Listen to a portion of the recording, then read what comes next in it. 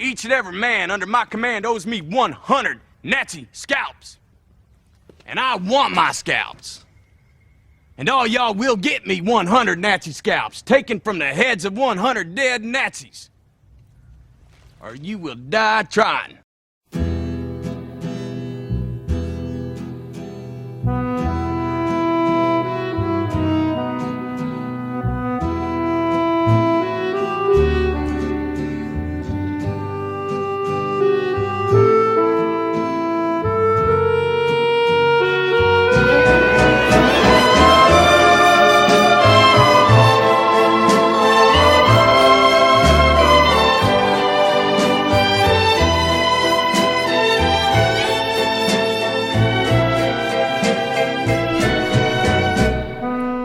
Hello and welcome to Movies and Tea. I'm your host, always Edward Jones, and joining me, of course, is my co-host, Miss Kim Lowe. Hello. Tonight we continue our Quentin Tarantino season with Inglorious Basterds, Tarantino's World War II / Men on a Mission film, and a film which he for many years put off actually making, be it through too many directors being out there making World War II movies, or just his general closeness to the project. Eventually coming off Kill Bill Volumes 1 and 2, intending to make a much smaller project, but after having a conversation with Francis Ford Coppola's wife one day about the film projects he had coming up, and he had said to her that he'd got this World War II movie that he was planning to do, but it's kind of a big project, and you know, having just done parts 1 and 2 for Kill Bill, he wasn't really looking to do another big project, and she's asked him to go over the script, and he explained the basic plot to her, and she just looked at him and said, just make it. These are your mountain climbing days. When you get older, you may not want to be climbing these mountains, so just go and make it now. And with that sort of motivation, he set out and finally gave us the wonderful Inglorious Basterds. Probably one of his more challenging films, I have to say, as this is a film shot in multiple languages. It's got a multi-act structure and very impressive set pieces throughout, while borrowing its title from the Enzo Castellari's Men on a Mission World War II movie Inglorious Basterds, obviously with Tarantino spelling his with a slight inflection on the word, so it becomes Bastards. But opening thoughts on this one, Kim, because it's not so much a snack but a bit of a banquet of a movie, this one is. So what's your opening thoughts on this one? Which Tarantino isn't, right? But I mean, at least to me, I feel like Tarantino's movies are pretty full overall. They're pretty, like, we had an off-air conversation about when he started making long movies, and I'm like, yeah, from the beginning. Save like Reservoir Dogs, and everything else was just lengthy. But I mean, Inglorious Basterds was pretty surprising for me. I thought it was. I kind of was a little bit worried because it did have 2.5 hour runtime, but it's also a lot of fun to watch. I think it also is thanks to a really great cast. I mean, I liked everybody in the cast pretty much, even as ridiculous as some accents ended up being, like for Brad Pitt. I think it was like, there was so much story, but the story was still rather straightforward, and even though it was in a lot of languages, at least, I don't know German, but I thought the French was pretty on point. So that's always, a good experience to have, because, sometimes people claim they're doing this and they think it's a good accent, but, I mean, I don't know. Some people, the director doesn't speak the language or something, then it's really a free-for-all then.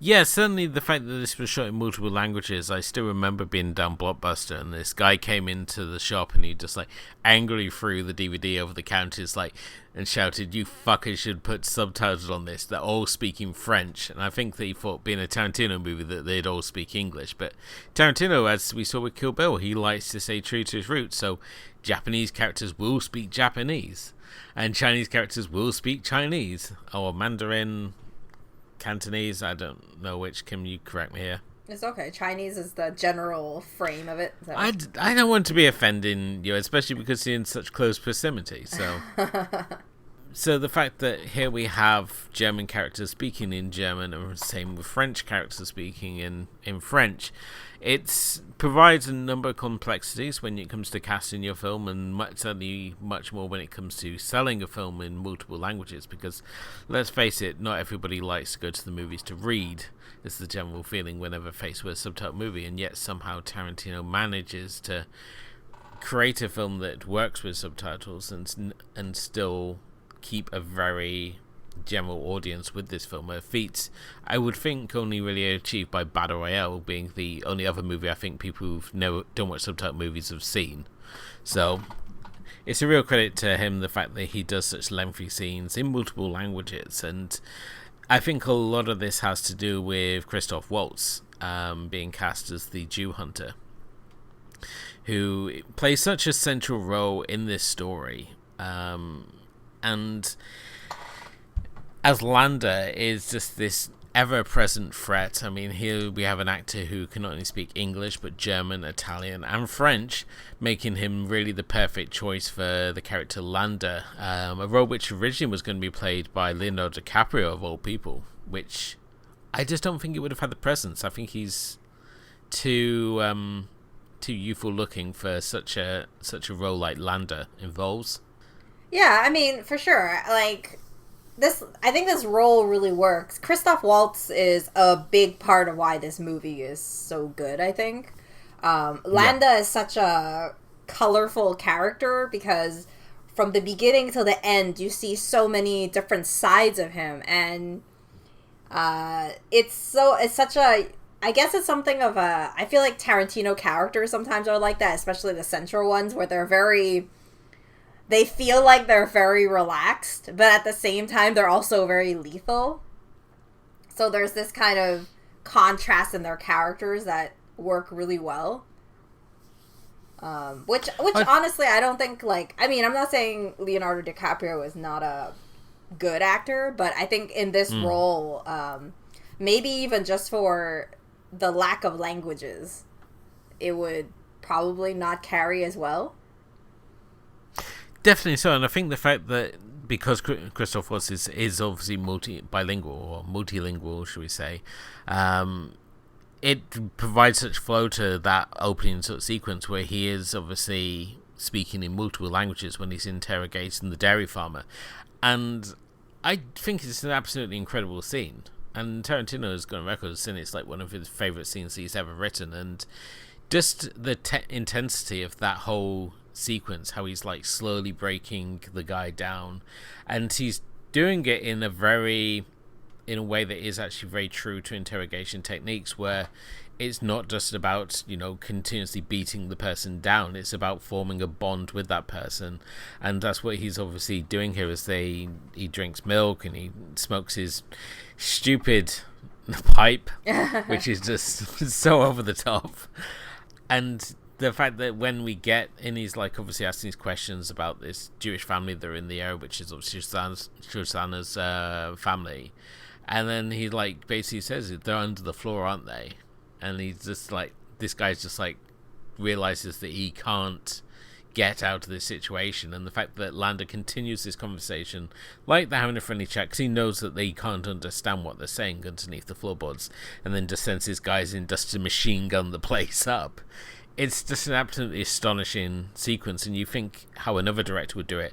They'll probably just have this like big blustering interrogation, like SS officer who would like be going in and just like be full of like this instant threat of violence. But Landa's complete opposite. He's the violence is always there in the background, but he has this real sort of false facade to him, where he just seems like the nicest guy who just does very horrible things. And we also get to see Christoph Waltz act with pudding, which is always a great thing when we have the apple strudel scene later. And I mean, whenever you put Christoph Waltz with dessert, magic is always on the screen. I don't understand why. It's the same in Carnage. I mean, he's eating apple crumble in Carnage, and it's fantastic. And again, it's here with strudel. I just don't know what it is about that man and dessert that just... He puts some of his best performances out when he's given pudding. That's good to know. I've never seen Carnage, so I really don't know. I'm actually just like, when I think about it, Christoph Waltz has shown up on the movies I've seen a lot, and yet I never really notice him. Okay. Yeah, so I don't know. it's weird. It's funny because he like sort of turned up like out of the blue for this film. And when they were doing the casting process, they're like, "Oh, can you do the lines in German?" And he just does them in German. He's sort of like, "What other languages can you speak?" And they're like, "Oh, Italian." And he does all the lines in Italian and then French and English. And he's like, "Where did you come from exactly?" And then after Inglourious Basterds, he just seemed to be everywhere, and not just like playing SS officers as normally is the way whenever someone does well in the role. That's all they seem to play for like the next 4 or 5 movies, but. He's just like in just these constantly surprising roles that he just seemed to be everywhere since Inglorious Basterds. So that's true. I mean, we did cover a movie that he was in very early in like our first season, The Three Musketeers, and I can't remember what role it was. He was the main villain. Like, the main villain. Okay. He was a cardinal. Yeah. Okay. Right, I remember now. Yeah, I remember. That movie is a long time ago, and I don't remember a lot of it. So, okay. Yeah. So obviously from this opening scene, we see the young Shosanna running off to the hills, and really sort of sets in motion this alternate plot. Because I think when the way the film was sold, we were sort of like, we're going to follow these American soldiers. It's sort of this men on a mission. They're going to be out scalping Nazis. And we do obviously get that, but we also have this deeper story of Shosanna and her plot for revenge. So what we we're obviously being sort of World War II movie, we're also at the same time being sort of Jewish revenge fantasy as well, which is a really interesting concept and something that we've certainly not really seen before in this film. And Tarantino certainly goes to great pains to highlight the number of Jews within his men on a mission here. I mean, we obviously have Brad Pitt as the absolutely bonkers Aldo Rain, who's apparently part Apache, so that's why he pays tribute to this by scalping Nazis. We also have Eli Roth as the Burju, a role that was originally going to be played by Adam Sandler, but unfortunately he was off doing Funny People, so thank God. Eli Roth was drafted instead.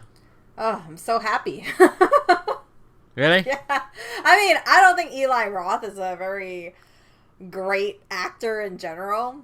I'm not sure who I'd prefer to watch on screen, but I mean, I'm not a big fan of Adam Sandler either, so okay. I'm okay. You know, I think I can deal with it. It's funny in the fact that we think we're going to obviously follow the bastards as they like go on this whole mission, and we sort of like have their introduction, then we cut to like several months down the line where they're just already created this legacy of havoc that is basically going around like scarring Nazis by carving swastikas in their heads and scalping Nazis, and it's this whole idea of you creating this campaign of fear.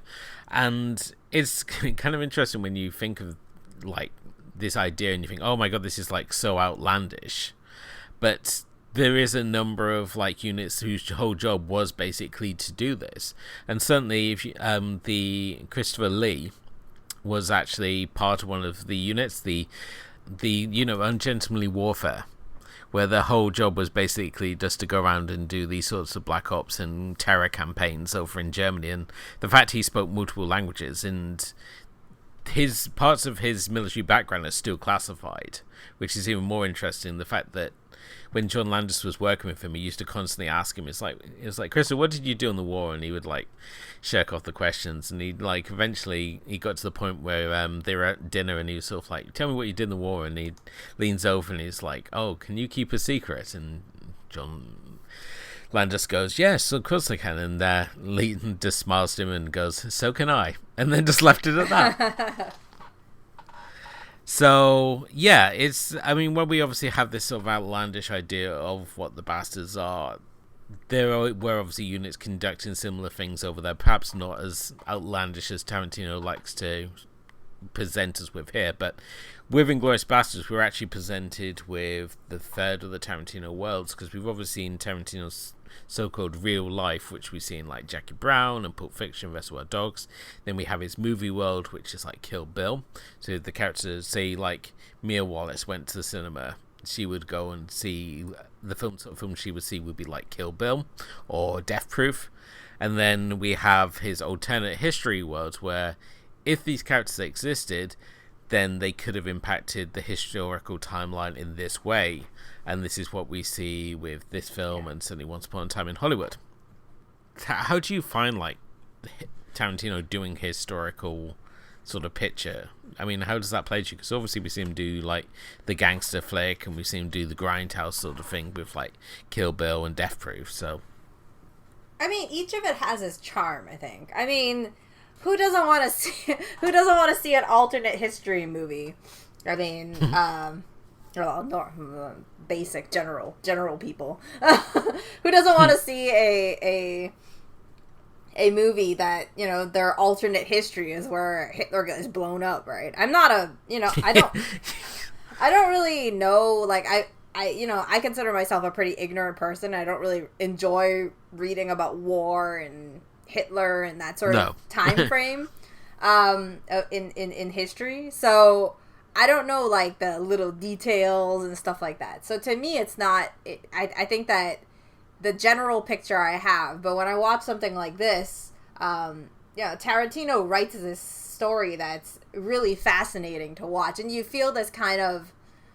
you kind of get a picture of both sides, right? You have obviously, mostly it's the SS Hans Landa, who's really the Hitler side of things, right?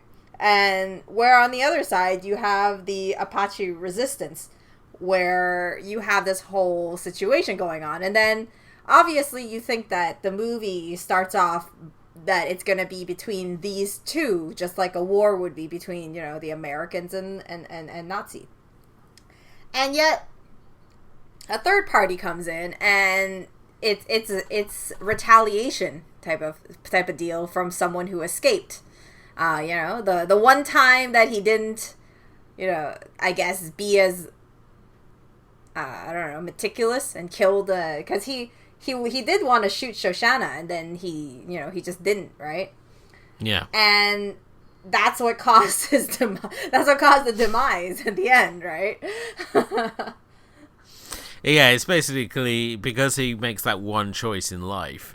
It's like when the stormtroopers didn't blow up the escape pod in Star Wars.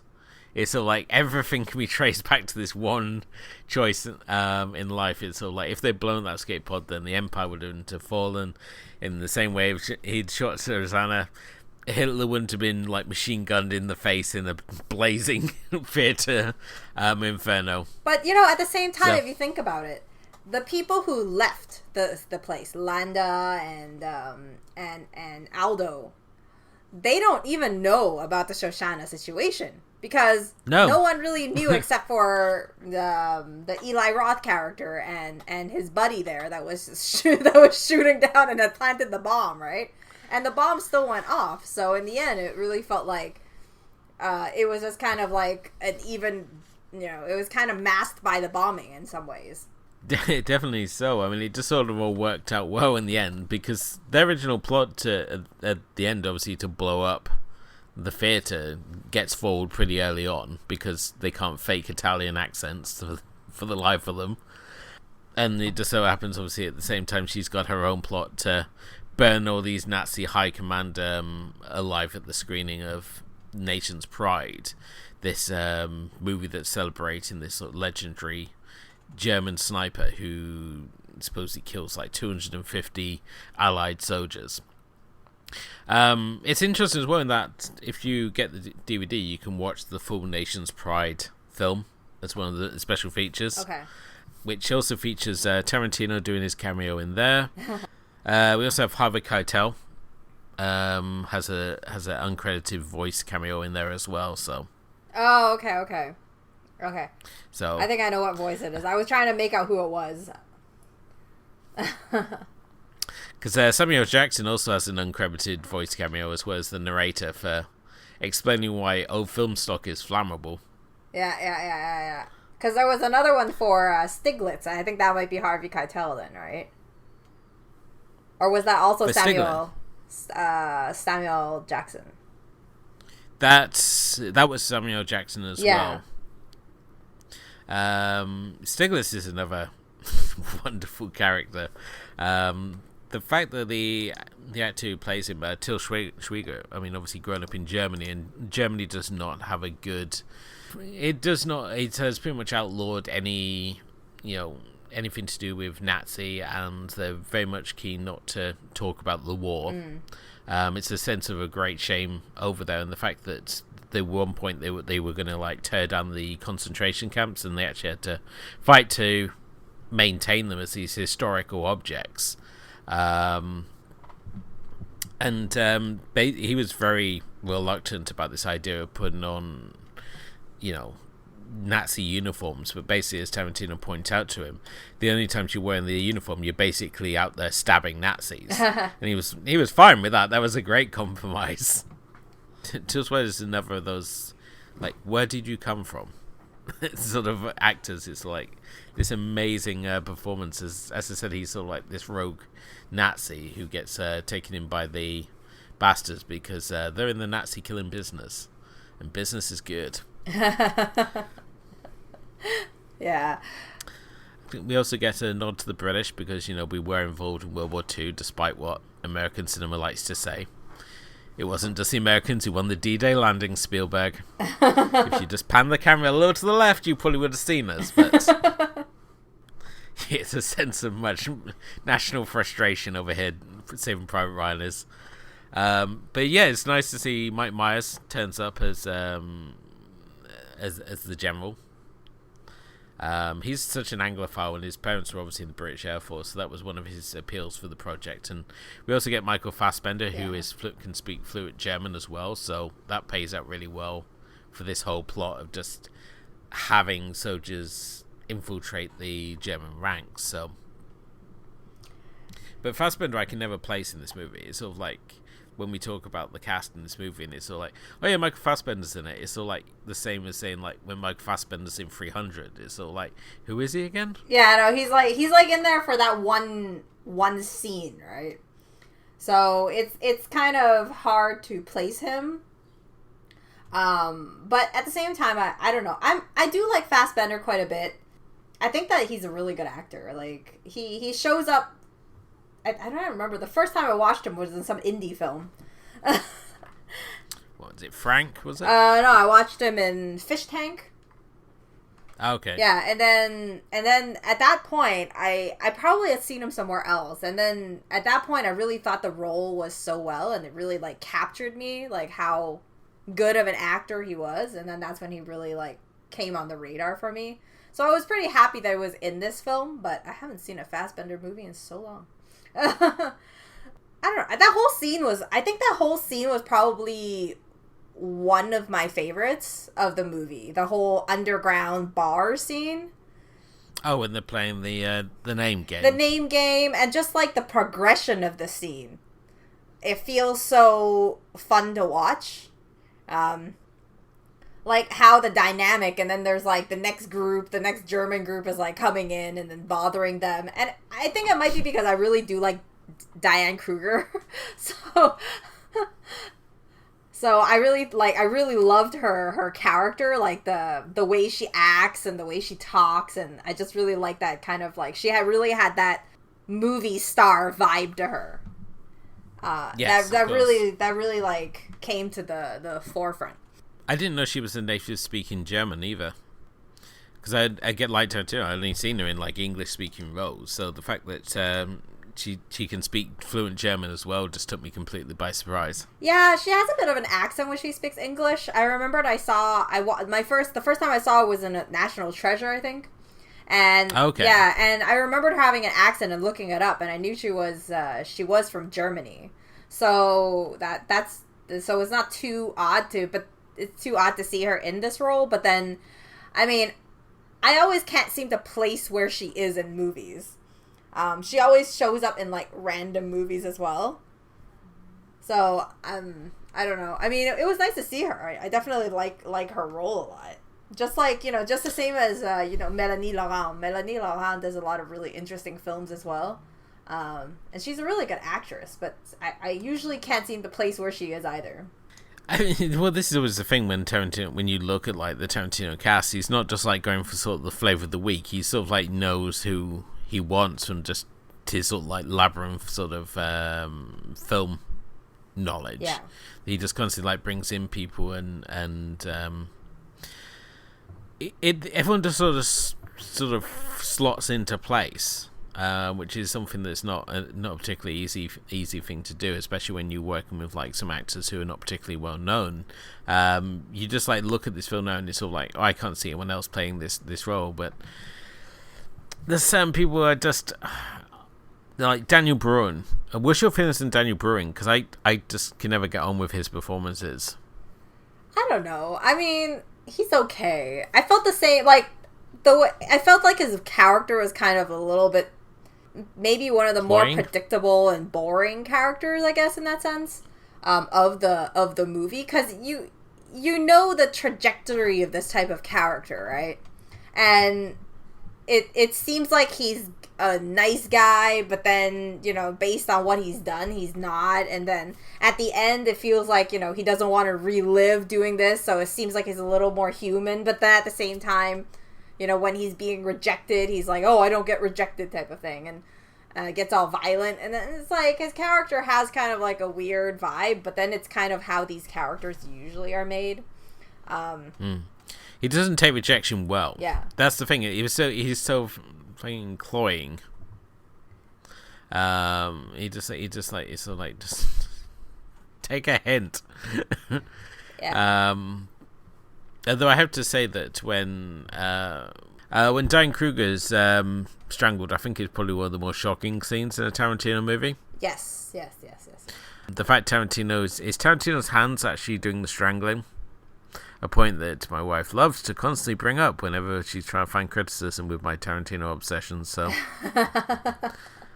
I think it's between that and the action figure I have for Planet Terror, which was like rapist soldier or something it was branded as. Like, oh, for Christ's sake. It's the sort of things that don't get you a peaceful life. Because someone on some board like brings up something completely out of context, and it's like all I'm going to hear about is for like the next half an hour is me trying to explain what the hell the context of everything is and why it isn't like creepy that Tarantino wanted to shoot it with his hand strangling it because he has a particular way in mind. But I want to talk a bit about Shosanna's sort of plotline here. I mean, it could be seen as sort of like kind of sort of like force the fact that you've got this whole sort of like separate revenge plot going in, but I just found her story just like slotted in perfectly. It was like you had these two really great stories and they just like ran parallel to each other, and the fact that she's hiding her true identity and the fact that Londa's in town for this big film screening and that they're planning to use her cinema that she's basically been hiding out these last few years in as the host cinema for this film, and all the time she's like constantly having to have like these conversations with him, and you just have this fear that she's going to get like identified as being this young girl that he let go all those years ago. So yeah, for sure. I mean, that's why the whole strudel eating part is so fun to watch, because there's this tension that it almost feels like Landa knows it's her by the dialogue and trying to weed it out of her, or maybe test the waters to see if it is her. But at the end, it kind of comes to the conclusion that maybe we were thinking a little bit too much, because it doesn't seem like he knew, or he just didn't care. I don't know. But at the same, he seemed to care more about how you serve strudel than anything else in that scene, doesn't he? It's sort of like, it's like no, wait. It's like this real precision, and she just wants out of there. She doesn't want to have anything to do with this whole situation yet. Whatever she does, she can't seem to like get away from bloody Nazis in this town. Yeah, and I really like that scene, because the moment that Landa is out of the scene, or to a certain extent, she just starts to break. She just breaks down. I thought that part was I don't know, not funny, but kind of funny. It's so great. I mean, the fact that she's just how she chooses to deal with like solving this issue herself. We see her like when she's like putting on the makeup and she's like applies the lipstick to the under eyes, like she's applying her war paint. This is a woman going to war. Yeah. And it's just such a well thought out plot. She makes like the film to like replace the replace the film in like through one of the reels, so it's like a Tyler Durden style sabotage that she pulls on these Nazi officers. And then you have that really iconic screen of like the film burning up as she's like laughing. It's just so great. Yeah. Although they really underestimated the temperature that the theatre was going to get to when they were shooting the fire scenes, and it was supposed to be about 700 centigrade, but it jumped up to about 1,200. So the steel cables holding up the swastika weren't supposed to like melt. They just like gave up, and that's why the sign falls down. That was not intentional.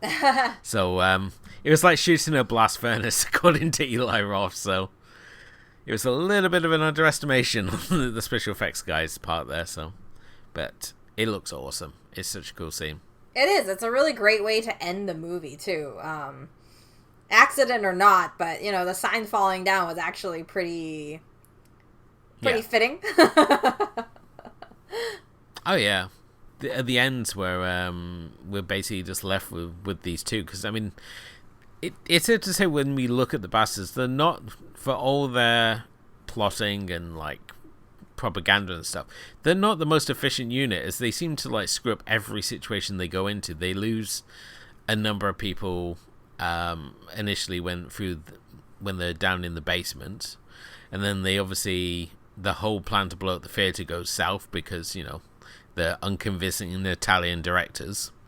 And then at the end, it's basically just the little man and Aldo, and obviously who've captured Lando, and they're now being faced with handing him over to the top brass, where they feel that he's just going to get away with it. Which, in true Tarantino fashion, makes sure that we leave the cinema on a memorable note by carving a swastika in his head. And we do also get that great line of "How'd you get to Carnegie Hall? Practice," which is one of the two Tarantino lines from this movie I like to use, and they were being, "I ain't gonna get disciplined. I'm gonna get chewed out, and I've been chewed out before." So, but you know, I think that's one of the things that Tarantino does really well in the sense of how, whenever he writes anything, is that what he usually starts with, he ends with. So when we talk about the start point, obviously the start point is that scene. But when we first get introduced to the bastards, you already get the whole concept of, you know, how he carves the swastika signs on their forehead, so that even if they're able to take off their uniform, they'll never be able to get rid of who they were and the stuff that they've done. So in the end, when they do it again, I kind of had already forgotten about that beginning part and what he would do. So when he did it, it was like, oh, right, you know, sort of thing. That conversation comes around, and you remember that conversation that he had in the beginning with that soldier.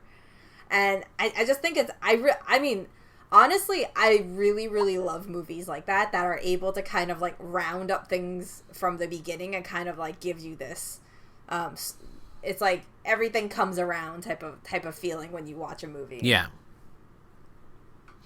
definitely so. And I think it is a proper fitting Tarantino ending. I mean, the fact that we just end with that shot of Lando having this swastika carved in his head, it's sort of like you just realize that he just does not care. He's like got his own plan for this war, and they don't really sort of revolve around what the top brass want. It's just he's set out on this mission, and he's going to do things his way regardless, because he's the one out in the front line. So, well, I mean, he doesn't really care at this point, right? What's there to care about? The people who matter have already died, theoretically. So so what are they going to do, you know? Like, the mission in general, it was a success. Yeah. I suppose so. Yeah, the threat was removed. In other sort of alternate casting, Maggie Cheung was supposed to be in this movie, but sadly her scenes got cut, which I think is an absolute shame because Maggie Cheung should be in everything. Also with the soundtrack here, because I mean here Tarantino doesn't sort of like stick to the usual sort of like Edith Piaf and those sort of usual sort of standards, and instead like throws in a lot of like Enrico Morricone sort of sounds. So he's almost like he's trying to replicate his own spaghetti western, but in occupied France. And we even have like David Bowie's cat people during like the big sort of setup scene for Shosanna, which I thought was an interesting choice. But what do you think about the soundtrack, Kim? Yeah, no, I mean, the soundtrack is pretty good. I really did like it. Obviously, I'm not as, like, well-versed in movie soundtracks as you are. So, I mean, I think that right from the beginning, I think one of the things that really caught me in the beginning was when they kind of had that kind of variation of the Fur-Elise. Okay. And that part, you know, coming because I did play classical music for a good part of my life, so that really like caught me. I always like to hear people like how people are able to use classical music to, in their own way, pretty much in their own interpretation, and that really fit the scene, I believe. But I mean, the soundtrack I think fits really well. If you were to say like, oh, can I pinpoint a part that I really like? Well, no, I can't.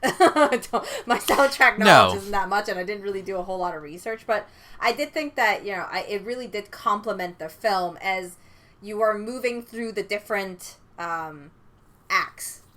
It would kind of bring a different vibe but then I mean, I always said from the beginning of the Tarantino season that Tarantino's soundtrack, while I don't really go and look for it too much, it is my favorite parts of his movies in general.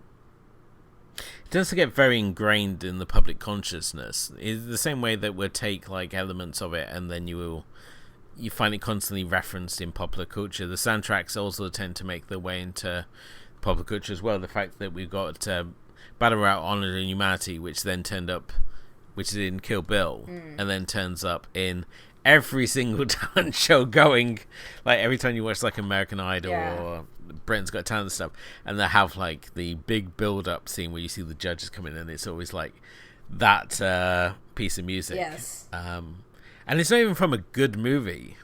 New Battle Without Honor and Humanity isn't a particularly good movie, but that song's good. Yeah. And I think Tarantino sort of gave it a second life by including it in Kill Bill and having it for the Ori Nishi entrance. And when it came to Inglorious Basterds, I think this was one of the first soundtracks that I didn't like have because, as I say, it's a lot of sort of instrumental pieces and it's not got that sort of in your car sort of appeal to it. It's not like Kill Bill or Death Proof, those sort of like where you got those recognizable sort of tracks in it. I don't particularly go for like instrumental and authorized and like instrumental sort of soundtracks. I've never been a big fan because without having, you know, the images to go with, often it doesn't have any sort of relation to anything. It's just feels sort of like background music. Yeah.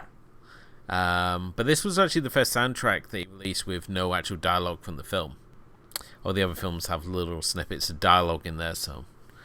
But yeah, with this one, there's no dialogue at all. It's a shame, really, because there's a number of great quotable sequences it'd be handy to have those little sound bites for, but instead you've got to go and get creative on the internet to find those. So. Well, I mean, you know, good and bad, right? Either way. Bad if you're the one editing, yeah. If you want something further to watch, though, I mean, obviously go and check out the original version of Inglorious Basterds. The director himself actually turns up in as one of the German officers in the theatre sequence in a cameo role, and Bo Stevenson also shows up as an American officer in the propaganda film as well. So it's fun that you have a couple of the characters obviously show up there. Sadly, no Fred Williamson, because that would have been awesome. But there was actually supposed to be a follow-up to this one, called Black Crow, which would have followed Samuel Jackson leading a group of convict GIs on a men on a mission. So it would have been an all-black unit going off and doing similar things to the Bastard. But sadly, like many Tarantino projects that he has grand ideas for, it's yet to fail to materialize, and I don't think it's on the horizon. Much like Kill Bill Volume 3, which he still continues to taunt us with. Yeah. I had another plot line for it the other day, and it was like Sophie Loren was Sophie, the Oren Ishii's sort of like right in command. She was going to inherit Oren Ishii's fortune and Bill's fortune, and she was going to train the little girl to go and take her revenge on the bride. So Right. it was like, oh, that sounds so good. But then anytime you mention anything to do with Kill Bill, I'm excited because I love Kill Bill. So it's one of those films that just left me wanting more. It's like, yeah, give me more Kill Bill Volume 1, but a little less Volume 2. Yeah. Talking about further viewing, I haven't seen the movie, but just from like the trailers and stuff that I've seen, I know you've seen it. Would you think that Jojo Rabbit would be a good further viewing as well? Jojo Rabbit is phenomenal viewing. It's currently in my top like 5, in my top 5 first time watches for this year. Jojo Rabbit is right up there, and a great movie to pair Jojo Rabbit up with is obviously the Italian film Life is Beautiful, and both those movies I think are very similar in many ways, in the fact that it's this idea of someone being protected in many ways from the horrors of the war happening around them, but shown from two very obviously different perspectives. Obviously with Jojo Rabbit, it's the focus on this character Jojo, who's in the Nazi youth, and at the same time doesn't realize the indoctrination or what he's being told about, the Jews and all this propaganda is being fed from this young age, what it actually means. So I think it's just a phenomenal movie, and features one of Scarlett Johansson's best performances. But I would say it's an interesting film to pair with this. So yeah, that would be such a weird.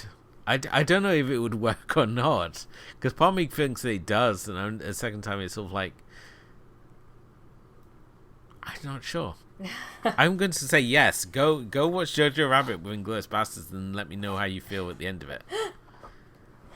It's like, which one do you watch first though? And it's like, wow, that's gonna really. I feel like just from like the basic setting. Like I said, I haven't seen the movie, right? But the basic appearance of the movie and the setting feels like it would be a good pairing. But then, like I said, I don't really know the plot too well, so I don't know. That's why I asked you. It just came to my mind just now. It's yeah. In many ways, I could see the two working well together. I mean, that's another example of like a really nice guy. I mean, you have Stephen Merchant playing an absolutely terrifying SS officer, and it's sort of like this, like when you see Michael Palin in Brazil playing the head of interrogation. It's sort of like here, like with Landa, we've got someone who could be like the nicest guy in the world who does just very bad things. So yeah, I'm going to say yes. Yes, pair those two things together. And for whatever you do not watch The Boy with the Striped Pajamas as I watched the other night. Oh. Because I was told that was like JoJo, and it's like, no, it's not. Isn't that like supposed to be like, I really want to watch it, but I heard it's like super tough to watch. So I've been putting it off because I just don't think I'm in that emotional capacity for it right now. Yeah, it just the ending is tough.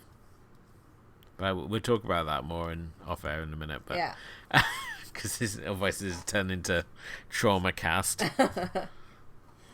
But that brings us into tonight's episode. Thank you as always for listening. If you haven't done already, please do hit the like and subscribe button wherever you happen to be listening to us. You can follow us on Facebook and Instagram and Twitter. And you can also check out our blog, which is moviesandteapodcast.wordpress.com. Is it podcast or blog? WordPress podcast. The podcast, Movies and Tea Podcast. .wordpress.com. Yeah, that's okay. Great. You got it right for a change. Well, you can find our full archive episodes. We've got some reviews on there. And every Friday, myself and Kim both pick a film to put together into our fun double feature that is the Friday Film Club.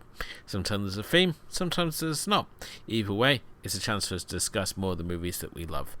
And yeah, thank you again for listening. Kim, where are we going to next on our Tarantino filmography? Oh boy, next time do we have a big episode. We're going with, I would say a Western double feature. Is that Yep. what you call it? With Django Unchained and 2012's Django Unchained and 2015's The Hateful Eight. Watching them back to back. 6 hours of it. So that will be fun. So make sure you join us for that.